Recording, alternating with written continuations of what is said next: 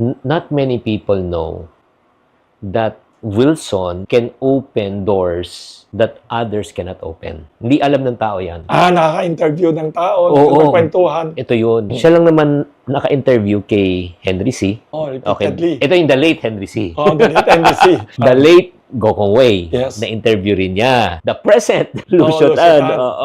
So, Si ganito George na lang. T. Oo. Ito ba? The late George T. Di ba? Yes. Oo. So, ganito. Si Enrique Sobel. Kasi not everyone has that opportunity. Kahit Yes. ako, I Yes. want to interview these people, but it's humanly impossible already. So, if you can bring us back sa interview and Yes. one lesson lang that you can never forget Yes. from every person, ano yun? Si Lucio Tan. One thing I learned from him, non-stop studying siya. Curious siya. Weird, ah? Yes. Alam mo, at his age, non-stop siya nagbabasa, non-stop siya nagtatanong, nagre-research. May mga tutors pa siya sa bahay. Di ba hindi siya nakatapos? Hindi siya nakatapos ng college, sabi niya sa akin, kasi mahirap lang siya. Nagtatrabaho tatay niya sa isang cigar factory. Tatay niya nag-work sa Bataan Cigar and Cigarette Factory. Tapos siya, high school pa, nagtrabaho na rin doon. Sabi niya, sa mga katulad niya mahihirap, may mga mahihirap na Chinese during his time. Lahat sila working student sa Okay. FEU. Ang ordinary student na may kaya o middle class, regular Monday to Saturday ang aral. Siya linggo, may aral pa. Kasi ang weekday, nagtatrabaho siya. Night class lang siya nakakapag-aral. Kailangan daytime nagtatrabaho siya, gabi lang siya nag-aaral. Hindi pa siya natapos sa FEU. Pero inquisitive siya. Alam mo, nung bilyonaryo na siya, nag-hire pa siya sa Xiamen University from China. Isang retired professor, including yung wife. Pinatira, may guest house pala, hindi guest room. Binigyan pa siya ng Mercedes-Benz na luma. Pero Mercedes-Benz pa rin with driver. With driver, ha. Tapos every month paid for ang pagkain, lahat-lahat. Tapos may sweldo na mataas every month. Walang ginagawa. Naghihintay lang na may free time si Lucio Tan. Para? Tatawagan niya, Professor, may oras ako ngayon. Pasundo kita sa helicopter. Punta ka sa Makati ngayon. Mag-aral tayo. Grabe siya. Anytime available siya, pinapasundo by car or helicopter. Mag-aral tayo ng Chinese history, Chinese literature, Chinese philosophy. Galing. Tapos, at one time, gusto niya pagandahin pa Tagalog niya. In-invite pa niya yung professor sa Ateneo, Onofre Pagsanha na sikat, mag-tutor sa kanya ng Tagalog. Mahilig siya sa aral. Who's next? John Gokong Jr. Kasi yun namatay na lolo ni Lance. Yan ang senior. Senior. Siya junior. Sa junior. Si... John Gokong Jr. Ano natutunan mo? Marami. Si John Gokong Jr. Napaka-sipag. And also, the most well-read tycoon na kilala ko. Walang tycoon na mas maraming binabasang libro kaysa kay John Gokong Jr. Sa kwarto niya, sa bedroom, puro libro. Sa office niya, puro libro. Mahilig siya magbasa. Basa ng favorite niya mga libro. Tapos, sobra siyang masipag. Monday to Saturday ang trabaho. I could not forget nung magbe-birthday siya, mag-80th birthday na siya. 1 week before, kumakain kami dalawa. Sabi niya, tinanong niya ako isang tanong. Nung tinanong niya sa akin, kamuntik ako mahulog sa upuan ko. Ano? Ang tanong niya sa akin sabi niya, Wilson, yung casual lang na tanong. Lanang way. Lanang way. In Oo. Chinese ang salita namin. Sabi niya, Wilson, ko ay lepay be po sa pelo. Di ko hawaya ko ay so ako sa pemo. I'll translate. Yes. Siya ay 80 years old na. In 1 week. And ang tanong niya, pwede pa ba daw siya maging productive hanggang 90? Kaya pa ba? Sabi niya, Oo. Wilson, sa tingin mo, kaya pa ako magtrabaho hanggang Oo. age 90. Grabe, imagine mo lahat ng tao sa buong mundo, Magre-retire na. 99.9% ang iniisip, magre-retire ako at 60, magre-retire ako 55. Grabe, no? Siya, iniisip niya, son, next week mag-18 na ako. Sa tingin mo, kaya pa ako 10 taon magtrabaho. Grabe. Can you imagine, sabi niya sa akin, alalahanin ninyo lahat. Ang theory niya, one secret ng long life ng mga tao, hindi pwede totally mag-retire na walang ginagawa. Kahit na mag-plant ka ng gulay sa bahay mo, sa paligid mo, kahit na ano-anong ginagawa mo na hindi naman totoong trabaho, hindi pwede walang ginagawa everyday. So, At your old age. Kasi yung parang, you should live life with purpose Yes. And meaning And ito pa, I could not forget, andun ako sa office niya nung biglang lumabas sa internet and news na namatay yung presidente ng Indonesia, Suharto. Oo. Tapos sabi niya, ay Wilson, namatay yan kasi nawala nang ginagawa. Tapos sabi niya, example ng mga mahabang buhay na, alam mo yun, nagbibisi-bisi pa. Lee Kuan Yew, Washington C. Keep yourself busy doing something, kahit ano-ano yan. Si George T. ng Metrobank, di ko makalimutan sa kanya, disiplinado. Extreme siya, di ko kaya gawin yan. Ano? Sabi niya, never siya nag-attend ng social events. He never accepts any invitation. Wow. Any birthday party, Bakit? wedding party. Bakit nga? Baka anti-social. Baka may pagkaganyan. And partly, sobrang hyper-efficient. Gusto niya siguro everyday work, tapos makaka natutulog.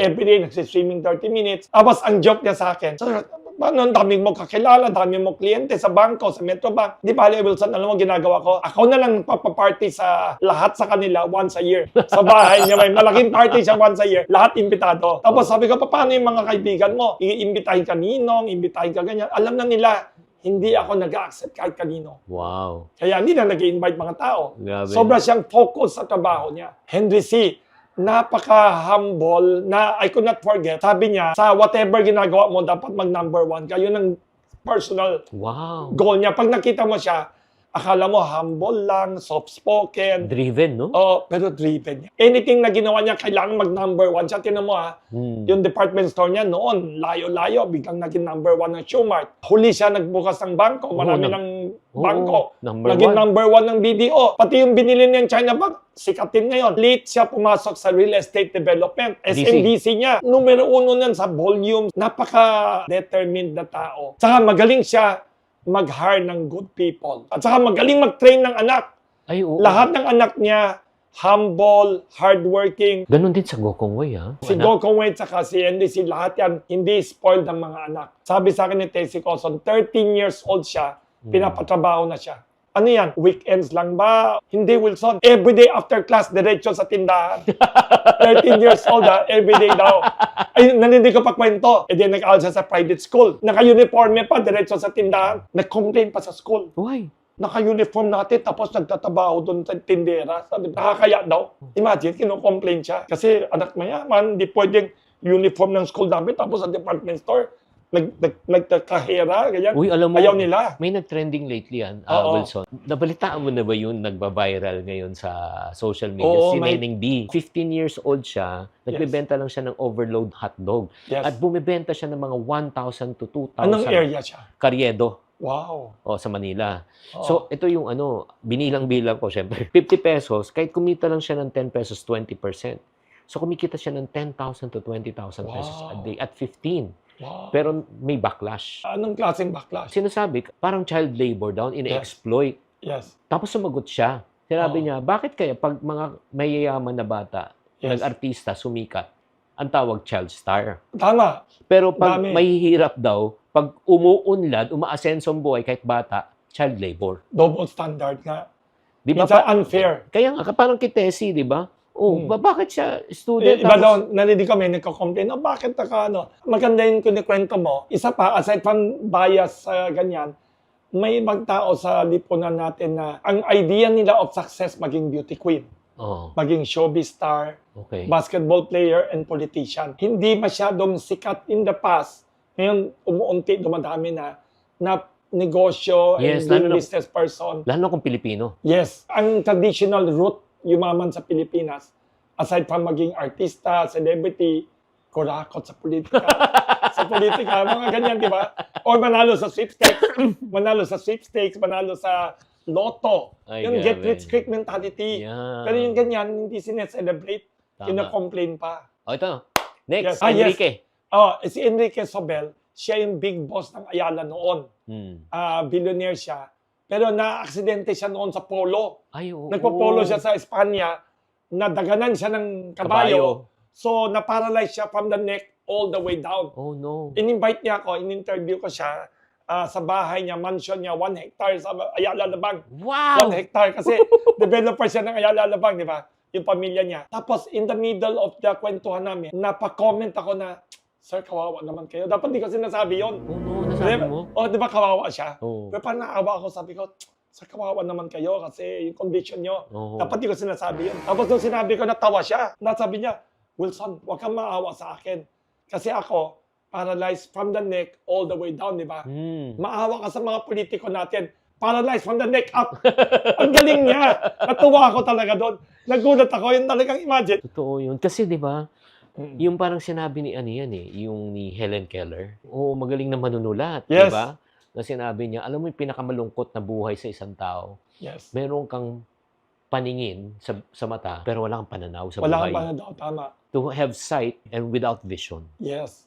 Yun yung parang ibig sabihin ni Yung parang ganyan. Galing. Oo. Na hindi ginagamit yung utak for common sense, for thinking. Isa naman na, isang tycoon na sobra akong hanga din, na may pagka low-key, malaki kumpanya niya, pero low-key as a Na-interview person. mo rin. Na-interview ko si Mercedes Cotillon. Anong company niya? Siya ang co-founder, kasama asawa niya ng Philinvest. Oh. East West Bank. Oh. Philinvest is one of the wealthiest in the Yes, Philippines, yes. pero low-key. Low-key, Hindi hindi ko siya kilala high profile. Hindi siya kilala. Namatay lang siya a few years ago, 90 plus years old. Brilliant woman. Summa cum laude UP Diliman. Galing siya sa ordinary Chinese family na hindi well-off. Ang maternal lolo niya, mayaman siya, hindi nakamana ng pera. Kasi nanay niya yung anak ng mayaman eh. Tapos, sabi niya nung nag-aaral siya sa UP daw, Diliman. Yun isang meal sa kantin, yun alawat siya, kalahati lang kaya bilhin. Wala naman binibenta. Walang kalahati. Kalahating meal. So, anong So, ginagawa? naghanap siya ng mahirap na kaklase na babae. Sabi niya, uy, kasya ba pera mo? Hindi din kasya eh. Perfect tayong dalawa. Tayong dalawa araw-araw, i-combine natin allowance natin. Wow. Mamili na isang meal, naghahatian sila ng tanghalian. Wow. Sobrang disiplinado si Mercedes Gotian noon na napakagaling na negosyante. Siya yung founder ng Family Savings Bank. Di ba pag bankero ka, dapat siga ka. Wala siyang binibiling mga mahal na suit. Okay. Binibili lang niya yung mga ordinary lang.